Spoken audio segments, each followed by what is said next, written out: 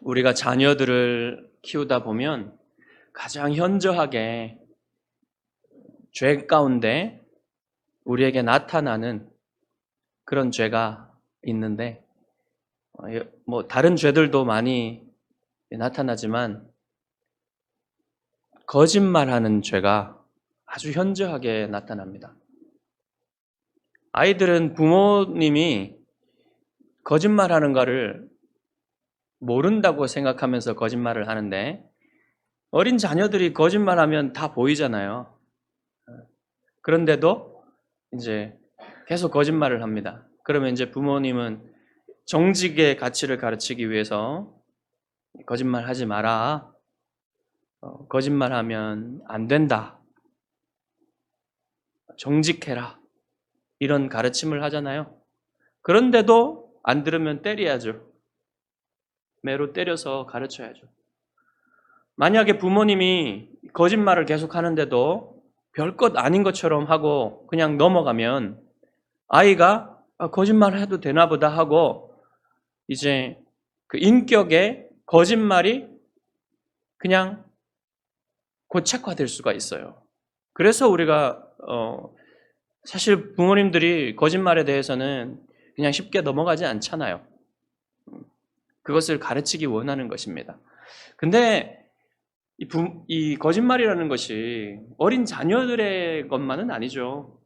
어른들도 사실은 더 심각하게 거짓말을 하죠.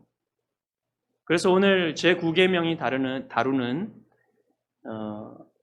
죄의 문제가 바로 이 거짓말에 대한 내용인데요.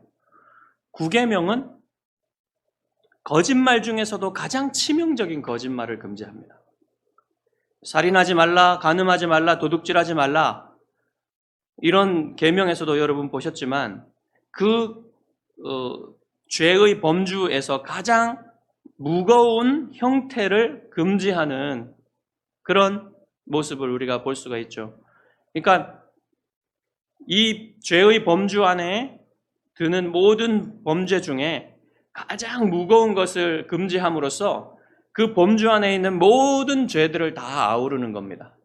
오늘 9계명도 바로 모든 거짓말, 모든 거짓, 이것을 다 아우르기 위해서 이 가장 심각한 형태의 거짓말을 금지하는 거예요. 그러니까 제9계명이 1차적으로 금지하는 것은 뭐냐면 법정에서 거짓 증언하는 것.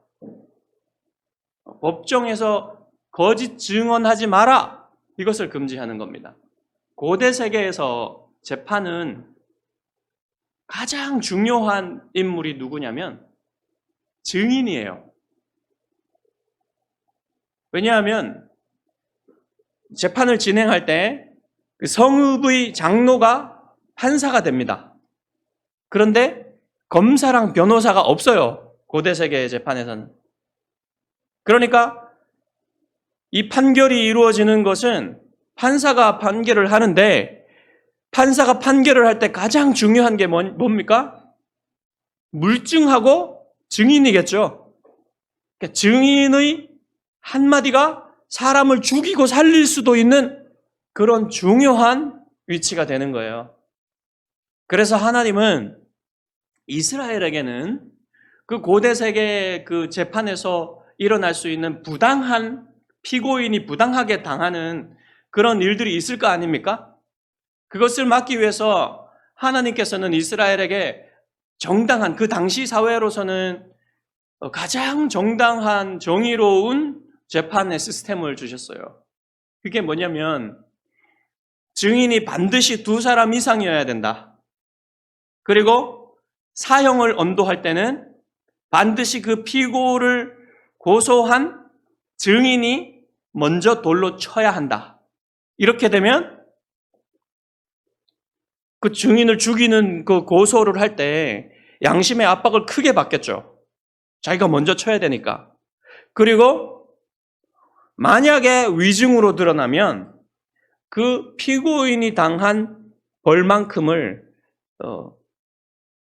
증인이 고소한 사람이 당해야 되는 그런 법을 세워 놓으셨어요. 하나님이. 아주 당시로서는 가장 정당하고 정의로운 그런 법체계겠죠. 예. 이렇기 때문에 증인이 아주 중요하고 거짓 증언이 아주 무겁게 다뤄지는 죄가 되는 것입니다. 구약 성경에서 여러분 대표적인 거짓 증언의 예를 생각해 보시면 뭐가 있겠습니까? 나봇의 포도원의 사건 기억하시죠? 그 아합 왕이 나봇의 포도원을 보고는 너무나 갖고 싶은데 저거를 어떻게 할 방법이 없는 거예요. 왜냐하면 하나님이 이스라엘 안에서는 이 땅을 마음대로 팔지 못하게 만들어 놓았습니다. 그렇기 때문에 어떻게 할 방법이 없어요. 그래서 이제 근심을 하고 있는데 아내 이세벨이 보고 왜 그러냐 하니까 이 얘기를 해주니까 이세벨이 돈으로 거짓 증인들을 사가지고 나봇을 고발하게 만들어가지고 결국은 나봇을 죽이고 그 나봇의 포도원을 빼앗죠. 그 결과는 어떻게 되었습니까? 엘리야 선지자를 하나님 보내셔서 아합에게 예언하게 하는데 그 예언처럼 어떻게 됐냐면 아합 왕이 아람과의 전쟁에서 화살에 맞아가지고 이제 그 사마리아에 가서 이제 시체를 씻는데 그때 개들이 그 시체를 핥습니다. 그리고 이세벨은 더 비참하게 죽는데 아무도 내시에 의해서 죽임을 당해가지고 그 시체가 아무도 그 시체를 이렇게 보듬는 사람이 없이 개가 와서 그 시체를 뜯어먹는 비참한 죽음을 당하게 돼요. 그리고 우리 주님의 그 재판 생각해 보십시오.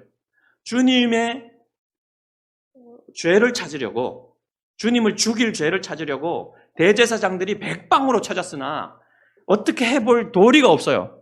왜냐하면 주님을 죽일 만한 죄를 찾을 수가 없거든요. 그래서 어떻게 거짓 증언이라도 찾으려고 백방으로 찾았는데 이제 한 가지 증언이 나와요. 뭐라고 하냐면 어떤 사람들이 그가 이 성전을 내가 헐고 손으로 짓지 아니한 다른 성전을 사흘 동안 지으리라 이렇게 했는데 이 증언마저도 서로 일치하지 않더라 이렇게 하는 겁니다. 그래가지고 대제사장들이 이제 대제사장이 예수님께 안 되겠거니 마지막 수단을 씁니다. 내가 찬송받을 이의 아들 그리스도냐? 예수님이 내가 그다. 이렇게 대답하니까 신성모독이다 해가지고 예수님을 죽이는 거예요. 여러분 예수님이 하신 말씀, 자기에 대해서 하신 말씀, 그리고 이 고소인들이 예수님에 대해서 하신 말들도 다 사실은 진실이었죠. 그러니까 예수님의 사형에 이르는 그 모든 것들을 살펴보면요. 거짓 증언조차도 할 수가 없을 정도로 예수님의 재판에는 거짓 증언이 들어설 자리가 없었어요. 단지 사람들이 예수님의 말과 사람들의 증언을 믿지 못했고 이해하지 못했을 뿐인 거예요. 그럼에도 불구하고 예수님을 죽인 겁니다.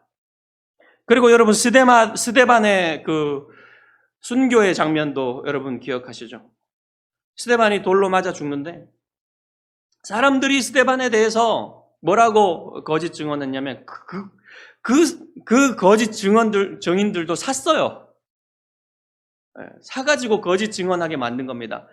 이 성경과 율법을 대하여 이렇게 뭐라고 합니까? 거슬러 말했다. 이 성경과 율법을 거슬러 말했다고 이렇게 거짓 증언하게 만든 겁니다.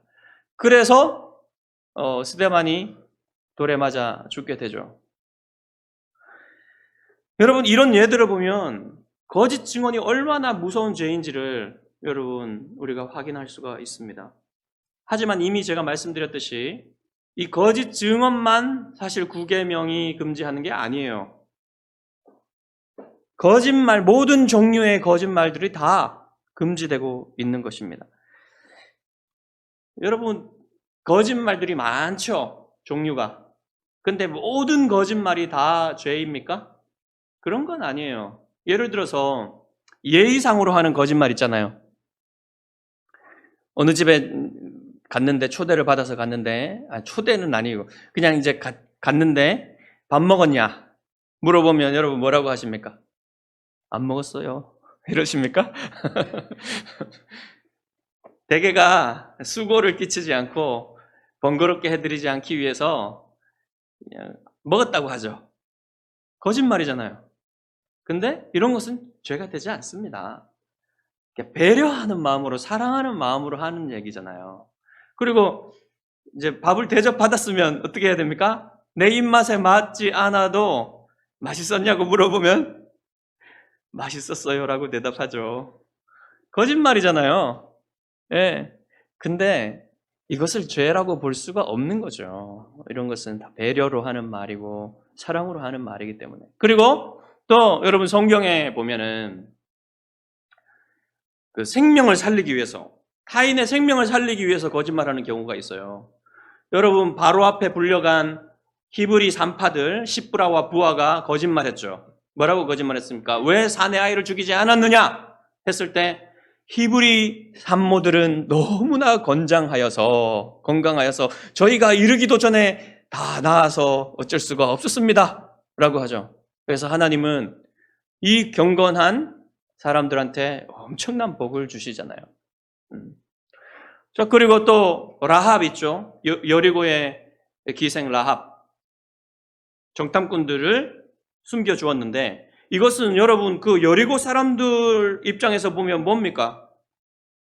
반역자죠. 민족의 반역자 아닙니까? 그런데 성경은 라합을 칭찬합니까? 정죄합니까? 칭찬하죠. 그의 믿음을 칭찬하는 거예요. 왜? 그가 하나님을 믿었고 하나님의 편에 서서 이 정탐꾼들의 생명을 살려주었기 때문에. 예. 이런 경우에 죄로 보지 않습니다. 그리고 여러분 또 뭐 전쟁을 하는 상황에 있을 때 전술전략적으로 거짓말을 해야 되잖아요. 그런데 전쟁하면서 적을 대하면서 나는 정직해야 되니까 모든 진실을 다 말할 거야. 이런 바보가 어디 있습니까? 이러면 자기 나라 사람들, 적들에게 자기 나라의 그 사람들의 생명을, 자기 동료들의 생명을 넘겨주는 거랑 마찬가지잖아요. 이럴 때에는 거짓말이 죄가 되지 않아요. 또 유머로 거짓말할 경우도 있죠. 유머는 유머로 받아들여야지 너무 진지하게 받아들이면 안 됩니다. 물론 유머를 할 때도 그 듣는 사람의 마음과 인격에 대해서는 항상 존중하면서 유머를 해야겠죠. 그런데 직접적으로 생명을 해하지는 않지만 거짓말이 이 대상의 그 말을 하는 대상의 명예를 손상시키고 해를 입히는 경우들이 있습니다. 그것의 예가 여러분 뭡니까? 험담이나 중상이나 모략이라고 하는 거죠. 험담은 뭐예요, 여러분? 그 사람에 대해서 나쁜 말을 하는 거잖아요. 그 단점이나 약점이나 안 좋은 면들을 사람들한테 말함으로써 그 사람의 명예를 손상시키고 해를 끼치게 되는 그런 거를 험담이라고 하는데, 여러분 사람에게는 동물과 달리 명예가 돈보다 더 중요합니다. 명예를 위해서 자기 목숨을 버리는 경우도 있어요. 험담을 당하면. 잠언에서는 이렇게 가르칩니다. 많은 재물보다 명예를 택할 것이요 은이나 금보다 은총을 더욱 택할 것이니라. 여기서 은총은 뭐겠어요? 다른 사람들한테 평판이 좋아가지고 평판이 좋으니까 다른 사람들이 호의를 베푸는 것을 말하는 거예요. 그런 은총을 더욱 택할 것이니라 그랬습니다. 여기서는 하나님과의 관계에서의 은총보다 사람들과의 관계 속에서의 은총을 말하는 거예요. 그러니까 이런 것들을 택하는 것이 훨씬 돈을 얻는 것보다 좋은 것이다. 이런 얘기를 하는 겁니다. 그래서 이 험담을 당하는 대상의 평판을 떨어뜨리고 그 사람의 명예를 실추시키는 중대한 죄가 되는 거예요. 이런 험담을 많은 사람들이 듣는 데서 하면은 중상이 됩니다. 중상. 예. 이것을 여러분 유튜브나 뭐 신문이나 잡지나 이런 데다가 책에다가 하면은 더 많은 사람들이 알게 되는 중상이 되겠죠? 예. 험담이나 중상은 거짓된 정보가 많이 들어가요, 거기다가. 감정도 들어가고. 예. 그렇긴 하지만 어떤 때는요, 사실을 말하는, 그 진짜 사실을 말함으로써도 험담을 할 수가 있어요. 그렇죠.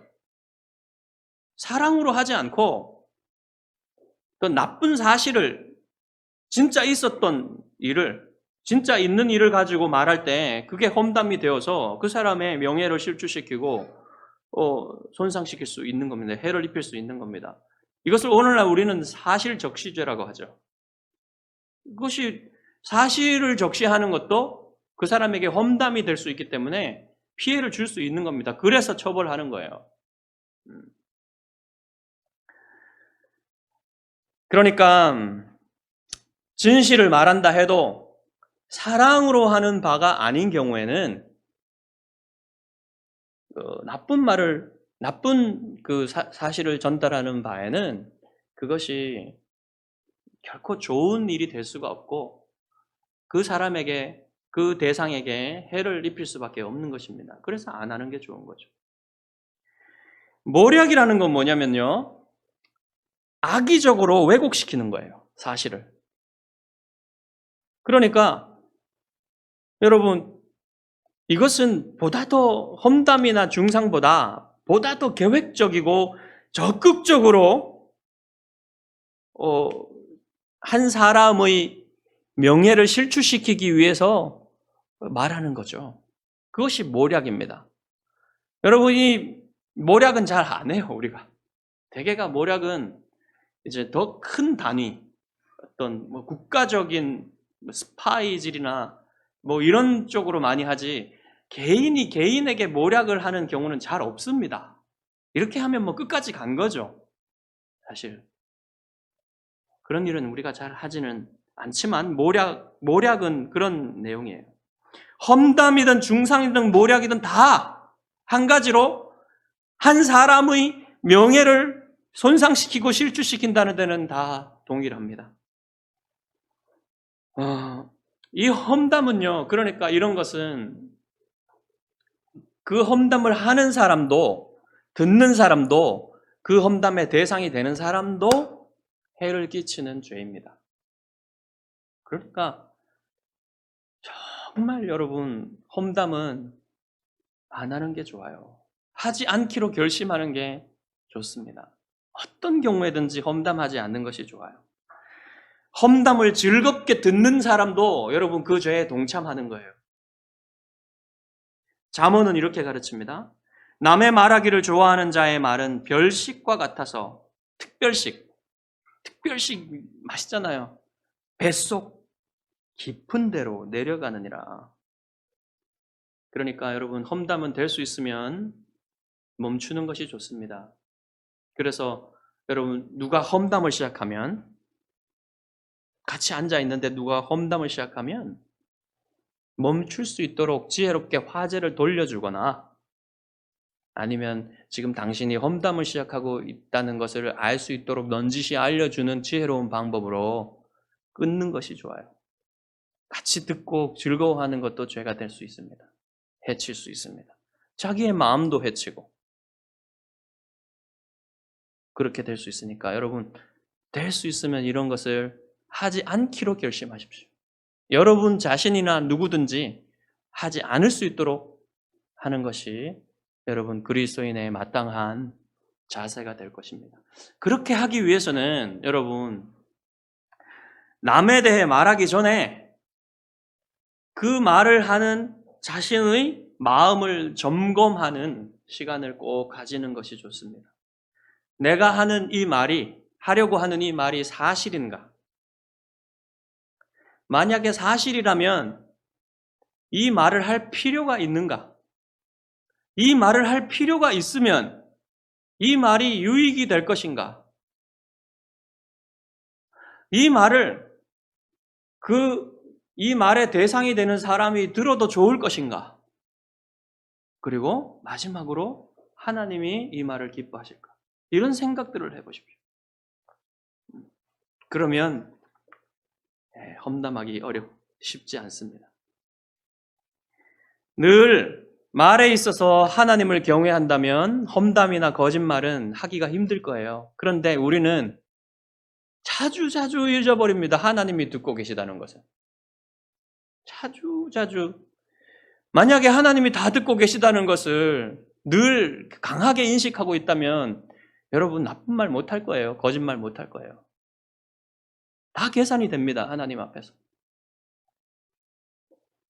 초대교회는 하나님께 대하여 거짓말하는 그 일로 인해서 아주 큰 일을 겪었는데요. 그게 아나니아와 삽비라의 이야기입니다. 여러분, 초대교회는 여러분 유무상통하는 그런 교회였어요. 얼마나 은혜를 많이 받았는지 사람들이 정말 가난한 사람들이 많은 사회였거든요. 로마의 식민지가 오래되면서 또 식민지 사회를 오래 겪었잖아요. 유대 사회가. 그러면서 아주 가난한 사람들이 많았고 그 세금을 다 착취해 가니까 너무 비참한 그런 삶을 살았어요. 그렇기 때문에 이제 재산이 있는 사람들이 그 재산을 팔아가지고 사도들의 발 앞에 놓는 일들이 일어났습니다. 그리고 여러분 아시는 바나바도 사도들의 발 앞에 자신의 밭을 팔아가지고 그것을 놓았어요. 그런데 아나니아와 삽비라가 보니까 바나바의 이름이 사람들 위에 막 높아지고 존경을 받는 거예요. 그래서 자기들도 아마도 그랬을 것 같습니다. 성경이 분명하게 그 동기를 말해주진 않지만 자기들도 바나바처럼 교회에서 주목받고 존경받기 위해서 이렇게 해야 되겠다는 생각을 하고 자기의 소유를 팔아가지고 사도들의 발 앞에 놓습니다. 그런데 일부를 숨겼어요. 자, 그런데 여기서 보십시오. 야, 이게 다냐? 이랬을 때 왜 물어봤을까요? 사도들이. 왜 물어봤을까요? 드러난 거예요. 성령님에 의해서 그 마음이 이미 숨기려고 했던 마음이 드러난 겁니다. 그래서 물어본 겁니다. 근데 아니 그때 일부는 빼놓고 가져왔습니다. 이렇게 해도 아무도 뭐라고 그러지 않을 겁니다. 하나님도 뭐라 그러지 않고 사람들도 뭐라 그러지 않아요. 그런데 전부라 그런 거예요.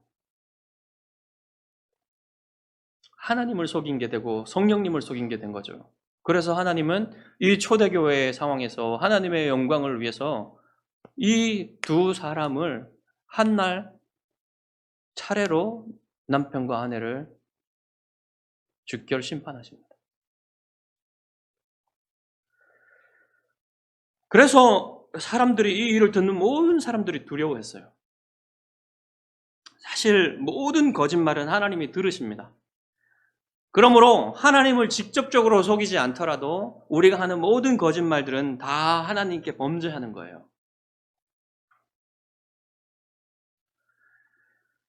그래서 거짓말이 단지 사람들의 명예만 실추시키는 것이 아니라 하나님의 명예도 실추시키는 사실을 우리가 깨달아야만 합니다. 그래서 정직이 아주 중요한 덕목이에요. 그리스도인에게. 정직을 지키기 위해서 아주 많은 노력을 해야 됩니다. 그리스도인들이 정직하지 않으면 어떻게 되겠습니까? 여러분, 예수님은 자신을 나는 진리다. 나는 진리다라고 말하셨어요. 그러면 그리스도를 따르는 그리스도인의 제자들이 거짓말을 아주 쉽게 한다면 그리스도의 말씀과 그리스도가 어떻게 진실로 받아들여지겠습니까? 사람들한테 어떻게 진리로 받아들여지겠어요? 어떻게 그리스도를 믿게 되겠어요? 그러니까 그리스도인들은 이 정직에 대해서 아주 무겁게 생각해야 돼요. 한마디 한마디 아주 무겁게 생각해야 됩니다. 정직을 유지하는 것은 쉬운 일은 아니에요, 사실은. 거짓말이 난무한 세상에서 나만 거짓말을 하지 않는 것, 아주 어려운 일입니다. 대가를 치러야 됩니다. 그렇지만 여러분, 보상도 있어요. 정직한 사람을 사람들이 신뢰합니다. 그리고 정직하면 관계도 돈독해지고요, 깊어져요. 누구나 마찬가지입니다, 그거는. 어떤 관계에서도 정직은 사람을 깊이 결속시켜요. 서로 정직하게 하면. 또한 그리스도인들이 정직해야 될 이유가 교회의 분열을 막기 위해서 그래요. 여러분, 사탄은 교회를 분열시킬 때 이 거짓말과 험담으로 이간질로 분열시킵니다. 사탄은 아담을 거짓말로, 이간질로 하나님과 분리되게 만들었어요. 그리고 야곱은 어떻습니까? 거짓말해가지고 자기 형과 원수지간이 되었고요. 야곱의 아들들은 어떻게 됐습니까? 거짓말로 요셉이 죽었다고 말함으로써 그 믿음의 공동체에 아주 큰 아픔을 안겨주었죠. 그래서 공동체를 분열시키는 이 거짓말은 우리가 정말 삼가야 되겠죠. 조심해야 되겠죠. 특히나 지체들에 대해서 험담하고 이간질하고 거짓말하는 것에 대해서는요, 여러분, 이거 작은 죄가 아닙니다. 공동체를 어렵게 만드는, 분열시키고 훼손하는 그런 죄가 되기 때문입니다. 계명들을 지키는 것에는 항상 소극적인 측면과 적극적인 측면이 있어요. 이 9계명에 대해서 소극적인 측면은 거짓말하지 않고 험담하지 않는 거예요. 적극적인 측면은 뭐겠습니까? 사랑 안에서 진리를 말하는 겁니다. 사랑 안에서 진리를 말하는 것. 우리가 대부분 지체들에 대해서 말할 때는 사실은 그 사람이 없는 데서 그 사람에 대해서 말하지 않는 게 좋아요. 좋은 얘기든 나쁜 얘기든 말하지 않는 게 좋습니다. 그러나 정말로 말해야 된다면요, 사랑을 가지고 좋은 얘기만 할 수 있도록 하는 게 좋아요. 될 수 있으면 좋은 얘기도 안 하는 게 좋습니다, 사실은. 그 안에 있는 사람들끼리만 얘기하는 게 좋아요. 그런데 어떨 때는 지체의 죄에 대해서 다루어야 할 때가 있습니다. 그때 사랑 안에서 진리를 말해야 돼요. 정말 자기가 지체의 죄에 대해서 말할 때에 내가 정말 사랑으로 하고 있는지를 점검해보고 기도하고 고민하면서 그렇게 얘기를 해줘야 됩니다. 만약에 그렇게 하지 않는다면요, 하지 않느니만 못한 결과를 가져올 가능성이 커요. 그렇기 때문에 여러분, 정말 사랑은 어떨 때는요, 터프할 때가 있습니다. 터프해야 할 때도 있어요. 어려운 일이에요. 이 죄를 말하는 게 어떻게 쉬운 일이겠습니까? 그럴 때 사랑으로 진리를 말한다는 이 원리를 여러분 가지고 이거는 어려운 정도의 사랑이지만, 어려운 레벨의 사랑이지만 때로는 이런 것을 할 때도 있을 때가 있습니다. 그럴 때 여러분 이 말씀을 꼭 기억하십시오. 에베소서 4장 15절, 사랑 안에서 오직 참된 것을 하라. 이것을 참된 것을 말하라 이렇게 번역해도 무방합니다. 우리 중 누구도 거짓말을 안 해본 사람은 없을 겁니다. 사실은 험담을 안 해본 사람도 없을 거예요. 그러니까 우리 모두는 아나니아와 삽비라처럼 다 하나님 앞에서 지금 당장 즉결 심판을 당해도 뭐라고 할 말이 없는 사람입니다. 그런데 그리스도께서는 우리의 죄를 대신 지시기 위해서 십자가를 지셨고, 우리가 이러한 더러운 죄들 때문에 당해야 될 부끄러움을 주님이 다 지시고 대신 지시고 씻어주셨어요. 그래서 우리가 부끄러움을 당하지 않고 심판을 당하지 않을 수 있게 된 겁니다. 주님은 이렇게 우리를 주님의 피값으로 사셨어요. 우리를 구해 주시고 용서해 주셨어요. 주님이 우리에게 무엇을 원하시겠습니까? 주님은 우리에게 정직을 원하십니다. 정직하게 말하고 정직하게 살 것을 원하세요. 그리고 남들에게 대해서 험담하지 않을 것을 원하십니다. 그래서 여러분, 오늘부터 험담하지 않기로 결심하십시오. 거짓말하지 않기로 결심하십시오.